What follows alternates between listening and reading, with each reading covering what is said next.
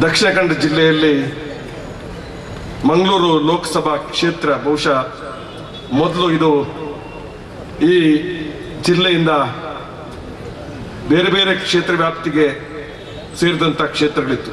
ಕೆಲವು ಭಾಗ ಉಡುಪಿಗಿತ್ತು, ಕೆಲವು ಭಾಗ ಚಿಕ್ಕಮಗಳೂರಿಗಿತ್ತು.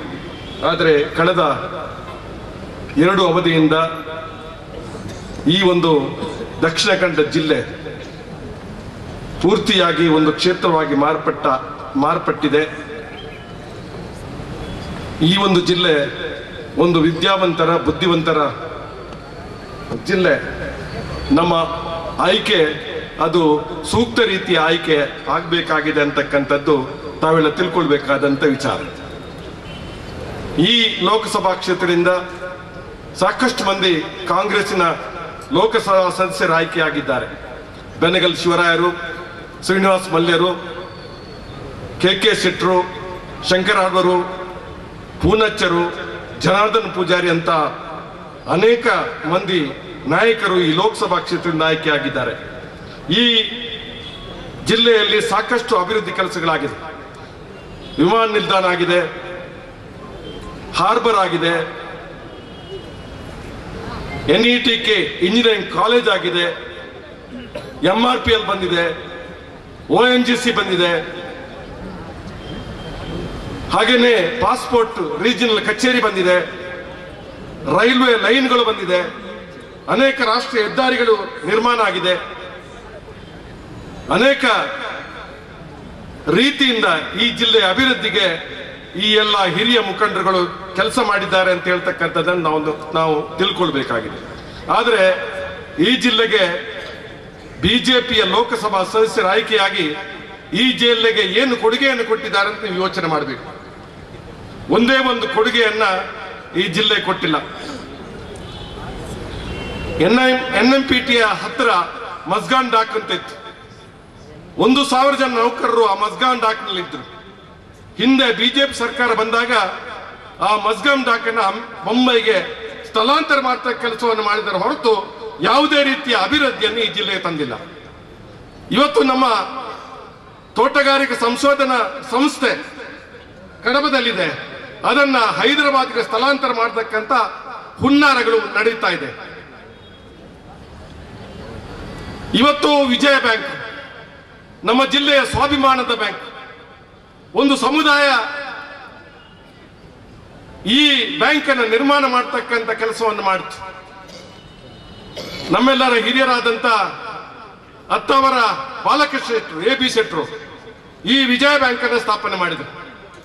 ಸುಂದರಾಮ ಶೆಟ್ಟರು ಈ ವಿಜಯ ಬ್ಯಾಂಕ್ ಅನ್ನ ಪ್ರವರ್ಧಮಾನ ಸ್ಥಿತಿಗೆ ತಂದು ಈ ದೇಶದ ಅತ್ಯಂತ ಒಂದು ಬಲಿಷ್ಠ ಬ್ಯಾಂಕ್ ಆಗಿ ನಿರ್ಮಾಣ ಮಾಡತಕ್ಕಂಥ ಕೆಲಸವನ್ನ ಸಿದ್ದರಾಮ ಶೆಟ್ಟಿ ಅವರ ಕಾಲದಲ್ಲಿ ಆಯ್ತು.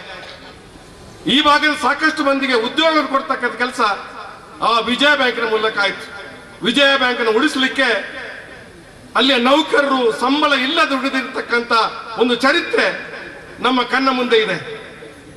ಇವತ್ತು ನರಸಿಂಹನ್ ಕಮಿಟಿ ಅಂತ ಹೇಳಿ ಹಿಂದೆ ಒಂದು ಕಮಿಟಿಯನ್ನು ಮಾಡಿ ನಷ್ಟದಲ್ಲಿರ್ತಕ್ಕಂಥ ಬ್ಯಾಂಕ್ಗಳನ್ನ ಲಾಭದಲ್ಲಿರ್ತಕ್ಕಂಥ ಬ್ಯಾಂಕ್ಗೆ ಮರ್ಜಿ ಮಾಡಬೇಕು ತೀರ್ಮಾನ ಆಗಿತ್ತು. ಅದು 2 ವರ್ಷಗಳ ಹಿಂದೆ. ಆದರೆ ಆ ನಂತರ ಸ್ಟೇಟ್ ಬ್ಯಾಂಕ್ ಆಫ್ ಇಂಡಿಯಾ ಜೊತೆ ಇತರ ಸ್ಟೇಟ್ ಬ್ಯಾಂಕ್ಗಳು ವಿಲೀನ ಮಾಡಿ ಅದು ಯಶಸ್ವಿ ಆಗಿಲ್ಲ ಅಂತ ಕಂಡ ನಂತರ ಮತ್ತೆ ಯಾವುದೇ ಬ್ಯಾಂಕನ್ನು ವಿಲೀನ ಮಾಡತಕ್ಕಂಥ ಕೆಲಸ ಆಗಿಲ್ಲ. ಆದರೆ ಇವತ್ತು ಲಾಭದಲ್ಲಿರ್ತಕ್ಕಂಥ ವಿಜಯ ಬ್ಯಾಂಕ್, ನಷ್ಟದಲ್ಲಿರ್ತಕ್ಕಂಥ ದೇನಾ ಬ್ಯಾಂಕ್ ಮತ್ತು ಬ್ಯಾಂಕ್ ಆಫ್ ಬರೋಡಾ ಇದರ ಜೊತೆ ವಿಲೀನ ಆಗ್ತಾ ಇದೆ. ಇವತ್ತಿನ ದಿವಸ ವಿಜಯ ಬ್ಯಾಂಕಿನ ಬೋರ್ಡ್ ಅನ್ನ ತೆಗೆದು ಬ್ಯಾಂಕ್ ಆಫ್ ಬರೋಡಾ ಬ್ಯಾಂಕಿನ ಬೋರ್ಡ್ ಅನ್ನ ಹಾಕ್ತಾರೆ. ನಮ್ಮೆಲ್ಲರ ಹಿರಿಯರಾದಂತ ಸುಂದರಾಮ್ ಶೆಟ್ಟರ್ ಅವರ ಭಾವಚಿತ್ರವನ್ನ ಮೂಲೆಗೆ ಹಾಕ್ತಕ್ಕಂಥ ದಿವಸ ಇದು ಇವತ್ತಿನ ದಿವಸ. ನಮಗೆಲ್ಲ ನೋವಿನ ವಿಚಾರ. ಇಲ್ಲಿ ಈ ಜಿಲ್ಲೆಯ ನಾವೆಲ್ಲ ಸ್ವಾಭಿಮಾನಿ ನಾಗರಿಕರು ಇದನ್ನು ಅರ್ಥ ಮಾಡಿಕೊಳ್ಳಬೇಕಾಗಿದೆ. ಸುಂದರಾಮ್ ಶೆಟ್ಟರ ಫೋಟೋವನ್ನ ಮೂಲೆಗೆ ತಲುಪತಕ್ಕಂಥ ಈ ದಿವಸ ನಾವು ಕರಾಳ ದಿನವನ್ನಾಗಿ ಆಚರಣೆ ಮಾಡಬೇಕು ಅಂತೇಳಿ ನಾವೆಲ್ಲ ಹಿಂದೆ ಒಂದು ಮಾತನ್ನು ಹೇಳಿದ್ವು.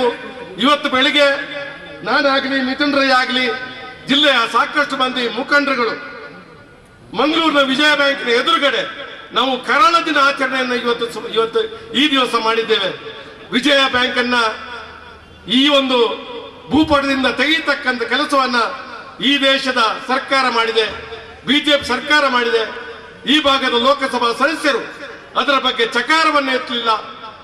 ಬಹುಶಃ ಇದನ್ನೆಲ್ಲ ಪ್ರತಿಯೊಬ್ಬ ನಾಗರಿಕರು ಖಂಡಿಸಬೇಕಾದ ಅಗತ್ಯ ಇದೆ ಅಂತ ಹೇಳ್ತಕ್ಕಂಥ ಮಾತನ್ನ ಈ ಸಂದರ್ಭದಲ್ಲಿ ಹೇಳಲಿಕ್ಕೆ ಇಷ್ಟಪಡ್ತಾ ಇದ್ದೇನೆ. ನಾವು ವಿಜಯ ಬ್ಯಾಂಕ್ ಅನ್ನು ಉಳಿಸ್ತಕ್ಕಂಥ ಕೆಲಸವನ್ನ ಮಾಡಬೇಕಾಗಿದೆ. ಬ್ಯಾಂಕಿನ ನೌಕರರು ನಮ್ಮ ನಾಯಕರಾದಂತಹ ರಾಹುಲ್ ಗಾಂಧಿ ಅವರು ಭೇಟಿ ಮಾಡಿ ವಿಜಯ ಬ್ಯಾಂಕ್ ಅನ್ನು ಉಳಿಸಬೇಕು ಅಂತ ಹೇಳಿ ಅವರು ಮನವಿ ಮಾಡಿದಾಗ ನನ್ನ ಸರ್ಕಾರ ಅಧಿಕಾರ ಬಂದ್ರೆ ವಿಜಯ ಬ್ಯಾಂಕ್ ಅನ್ನು ಉಳಿಸ್ತೇನೆ ಅಂತೇಳಿ ಅವರಿಗೆ ಭರವಸೆಯನ್ನು ಕೊಟ್ಟಿದ್ದಾರೆ. ನಮ್ಮ ಲೋಕಸಭಾ ಅಭ್ಯರ್ಥಿ ಆಗಿರ್ತಕ್ಕಂಥ ಮಿಥುನ್ ರೈ ಅವರು ನನ್ನನ್ನು ಈ ಭಾಗದ ಗೆಲ್ಲಿಸಿದರೆ ನಾನು ಲೋಕಸಭೆಯಲ್ಲಿ ವಿಜಯ ಬ್ಯಾಂಕ್ ಅನ್ನು ಉಳಿಸುವುದಕ್ಕಾಗಿ ನನ್ನ ಹೋರಾಟವನ್ನ ಮಾಡ್ತೇನೆ ಅಂತ ಹೇಳಿ ಭರವಸೆಯನ್ನು ಕೊಟ್ಟಿದ್ದಾರೆ. ಆದ್ದರಿಂದ ತಮ್ಮಲ್ಲಿ ವಿನಂತಿ ಮಾಡಿಕೊಳ್ತಕ್ಕಂಥದ್ದು ಬಹುಶಃ ಈ ಒಂದು ವಿಜಯ ಬ್ಯಾಂಕ್ ಉಳಿಸೋದಕ್ಕಾಗಿ ನಮ್ಮ ಕಾಂಗ್ರೆಸ್ ಪಕ್ಷದ ಅಭ್ಯರ್ಥಿಯಾದಂತ ಮಿಥುನ್ ರೈ ಅನ್ನು ಗೆಲ್ಲಿಸ್ತಕ್ಕಂಥ ಕೆಲಸವನ್ನ ನೀವು ಮಾಡಬೇಕು ಅಂತೇಳಿ ಕಳಕಳಿ ವಿನಂತಿ ಮಾಡಿಕೊಳ್ತಾ ಇದ್ದೀನಿ.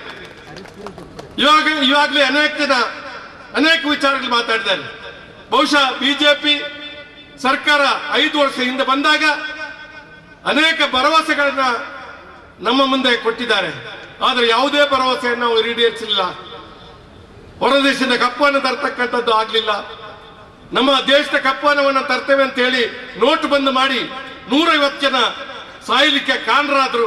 ಆದರೆ ನಮ್ಮ ಹಣವನ್ನು ತೆಗೆಯಲಿಕ್ಕೆ ನಾವು ಕ್ಯೂ ನಿಲ್ಬೇಕಾದಂತ ಒಂದು ಸ್ಥಿತಿ ಬಂದಿರತಕ್ಕಂಥದ್ದು.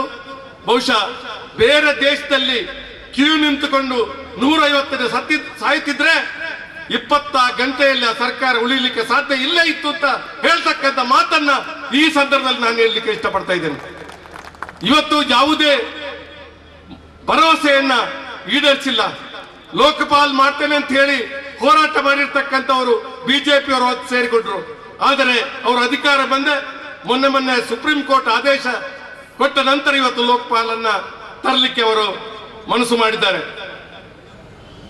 ದೇಶದ ಸ್ವಾಯತ್ತ ಸಂಸ್ಥೆಗಳು, ಅದು ರಿಸರ್ವ್ ಬ್ಯಾಂಕ್ ಇರಬಹುದು, ಅಥವಾ ಸಿಬಿಐ ಇರಬಹುದು, ಅಥವಾ ಚುನಾವಣಾ ಕಮಿಷನ್ ಇರಬಹುದು, ಎಲ್ಲವೂ ಕೂಡ ಬಹುಶಃ ನಮಗೆ ನಂಬಿಕೆ ಇಲ್ಲದ ಸ್ಥಿತಿಗೆ ತಂದಿದ್ದಾರೆ ಅಂತ ಹೇಳ್ತಕ್ಕಂಥ ಮಾತನ್ನು ಹೇಳಿ ಸುಪ್ರೀಂ ಕೋರ್ಟಿನ ಜಡ್ಜರು ಯಾರು ನಿವೃತ್ತಿಯಾಗಿದ್ದಾರೆ ಅವರು ಈ ಒಂದು ಸುಪ್ರೀಂ ಕೋರ್ಟ್ ನಲ್ಲಿ ಆದಂತ ವಿಚಾರಲ್ಲೂ ಕೂಡ ಅದರ ವಿರುದ್ಧ ಮಾತಾಡ್ತಕ್ಕಂಥ ಸ್ಥಿತಿ ಬಂದಿದೆ ಅಂತ ಹೇಳ್ತಕ್ಕಂಥದ್ದನ್ನ ತಾವು ತಿಳ್ಕೊಳ್ಬೇಕಾದಂತ ವಿಚಾರ ಅಂತ ಹೇಳ್ತಕ್ಕಂಥ ಮಾತನ್ನ ಈ ಸಂದರ್ಭದಲ್ಲಿ ಹೇಳಲಿಕ್ಕೆ ನಾನು ಇಷ್ಟಪಡ್ತಿದ್ದೇನೆ.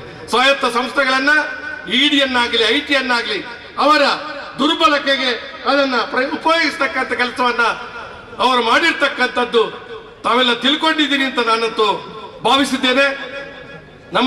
ನಿಮ್ಮಲ್ಲಿ ನಾನು ವಿನಂತಿ ಮಾಡಿಕೊಳ್ತಕ್ಕಂಥದ್ದು, ದೇಶದಲ್ಲಿ ಒಂದು ಬದಲಾವಣೆ ತರಬೇಕು.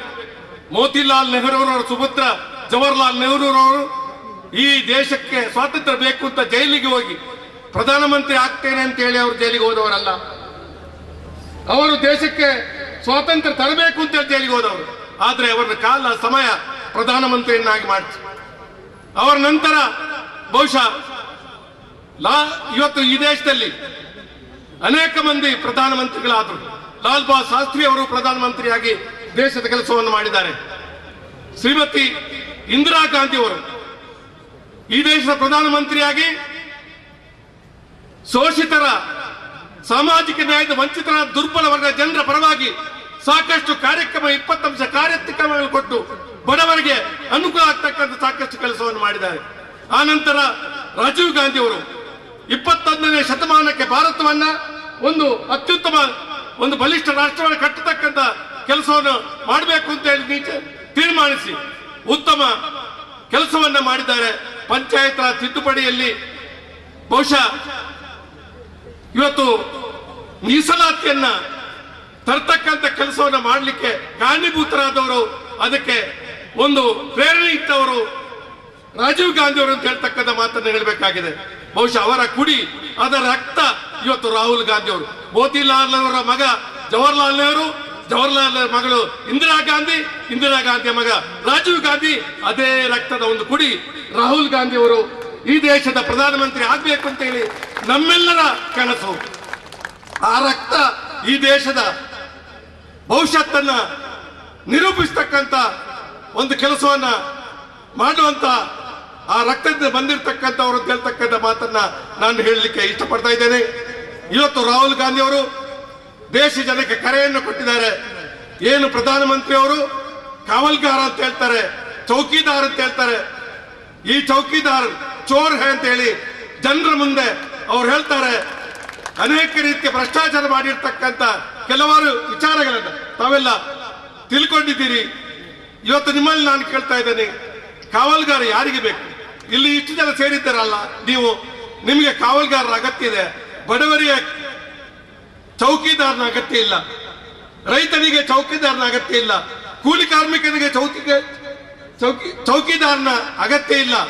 ಚೌಕಿದಾರ ಬೇಕಾಗಿರ್ತಕ್ಕಂಥದ್ದು ಬಂಡವಾಳಶಾಹಿಗಳಿಗೆ, ಚೌಕಿದಾರ ಬೇಕಾಗಿರ್ತಕ್ಕಂಥದ್ದು ಶ್ರೀಮಂತರಿಗೆ, ಚೌಕಿದಾರ ಬೇಕಾಗಿರ್ತಕ್ಕಂಥ ಜಮೀನ್ದಾರರಿಗೆ.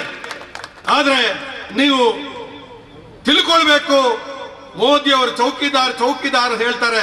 ಅವರು ಚೌಕಿದಾರ್ ಯಾರಿಗೆ ಅಂತ ಹೇಳಿದ್ರೆ, ಚೌಕಿದಾರ್ ಅದಾನಿಗೆ ಚೌಕಿದಾರ್, ಬಂಡವಾಳಶಾಹಿಗಳಾದಂತ ಇವತ್ತು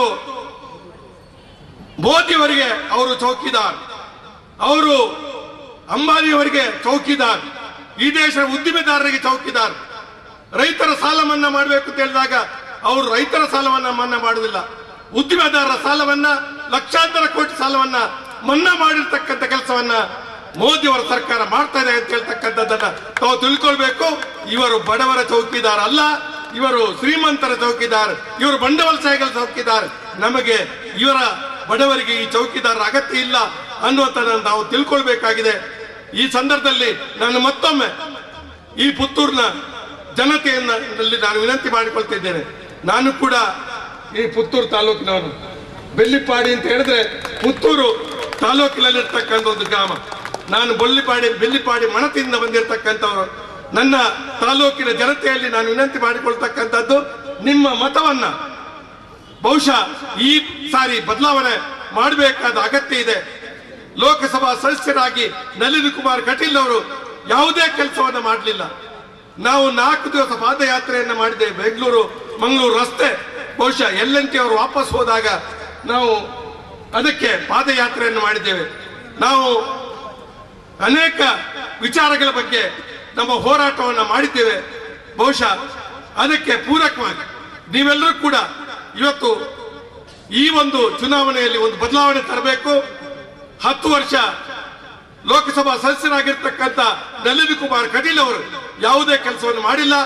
ಯುವಕ ಮಿತ್ರರಾಗಿರ್ತಕ್ಕಂಥ ವಿದ್ಯಾರ್ಥಿ ಮುಖಂಡರಾಗಿ, ಇವತ್ತು ವಿದ್ಯಾರ್ಥಿ ಕಾಂಗ್ರೆಸ್ನ ನಾಯಕರಾಗಿ, ಜಿಲ್ಲಾ ಯುವ ಕಾಂಗ್ರೆಸ್ನ 3 ಸಾರಿ ಚುನಾಯಿತ ಅಧ್ಯಕ್ಷರಾಗಿ ಇವತ್ತು ಜನರ ಜೊತೆ ಇರ್ತಕ್ಕಂಥ ಬಹುಶಃ ವಿದ್ಯಾವಂತರಾದಂಥ ಬುದ್ಧಿವಂತರಾದಂಥ ಮಿಥುನ್ ರೈ ಅವರಿಗೆ ನೀವು ಲೋಕಸಭೆಗೆ ಕಳಿಸಿದ್ರೆ ನಿಮ್ಗೆ ಸಮರ್ಥ ನಾಯಕತ್ವವನ್ನು ಕೊಡ್ತಾರೆ ಅಂತಕ್ಕಂಥ ಮಾತನ್ನ ಈ ಸಂದರ್ಭ ಹೇಳ್ತಾ ನಿಮ್ಮಲ್ಲಿ ಪ್ರಾರ್ಥನೆ ಮಾಡಿಕೊಂಡು ನನ್ನ 2 ಮಾತನ್ನ ಮುಕ್ತಾಯ ಮಾಡ್ತೇನೆ. ಜೈ ಹಿಂದ್, ಜೈ ಕರ್ನಾಟಕ.